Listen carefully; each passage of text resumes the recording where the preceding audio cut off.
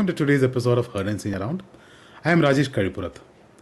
This is my take on macroeconomic and geoeconomic data points which I find interesting. I hope you enjoy watching it as much as I enjoyed curating it. Cheers. A friend in need is a pest indeed. A pat on the back is only a few inches from a kick in the butt. A printer consists of three main parts: the case, the jam paper tray, and the blinking red light. Except that some days you are the pigeon and some days the statue. After any salary raise, you will have less money at the end of the month than you did before. China's electric vehicle wave isn't really about going green, it's about going global. In just 5 years, Chinese passenger vehicle exports have exploded past 5 lakh units a month, with EVs taking an even bigger slice of that pie. Why the push? 2 reasons. First, China wants to stay competitive in the AI race with the US, and cheaper electricity helps when your chips are in the best. Second, Beijing wants dominance in the global auto market, and EVs are the fastest lane available. But here's the twist that no one calls a twist. 70% of China's electricity still comes from coal. So don't confuse the strategy with environmentalism. This is industrial policy in turbo mode.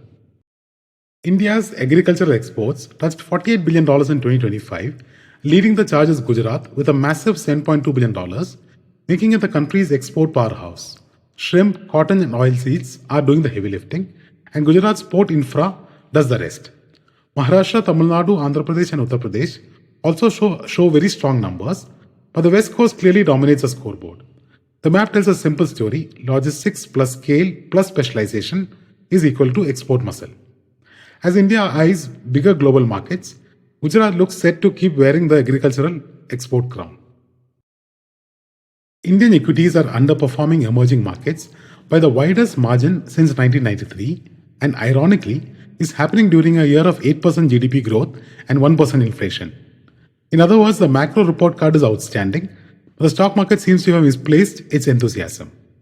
Part of this underperformance comes from expensive valuations, profit taking after years of outperformance, and global investors rotating into cheaper EM names. India didn't stumble, it simply stopped sprinting while everyone else caught up. Over the last 60 years, oil production has seen wars, embargoes, price crashes, OPEC drama, and shale evolutions. Yet one truth hasn't budged. Oil remains the backbone of global power. This chart shows the US now pumps more oil than the USSR did at its peak, a shift almost no one predicted in the 20th century.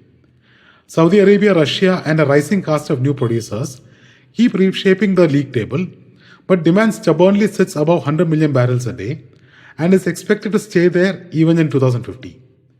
Yes, renewables are growing, but the world still runs on hydrocarbons, literally and politically. The 2025 media leaderboard just got a major rewrite. Before the deal, YouTube and Disney were leading the TV watch time race, with Netflix hovering below 10%. But Netflix's proposed acquisition of Warner Brothers Discovery instantly catapults it into the #1 spot above everyone else, if it happens. In one move, Netflix isn't just a streaming platform anymore, it becomes the single largest owner of American screen time, blending prestige TV, streaming, cable, and childhood nostalgia into one giant content machine. Be aware that there is a counter offer going on for Warner Brothers. India may be a $4 trillion economy, but when it comes to exports, the heavy lifting is done by just 3 states. Gujarat leads with a massive 29.9%, Maharashtra adds 16.9%, and Tamil Nadu chips in with 13.4%, together powering nearly 60% of India's total exports.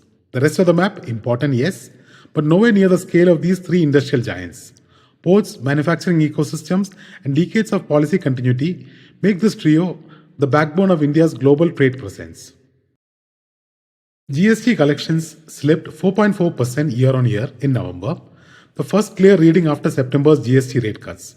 The biggest drag came from GST cess, which collapsed by nearly 70%, while SGST dipped 1% and CGST managed only a modest 2% growth.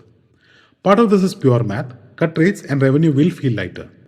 Add timing distortions like Diwali falling entirely in October this year, and the decline looks less dramatic than the headline suggests.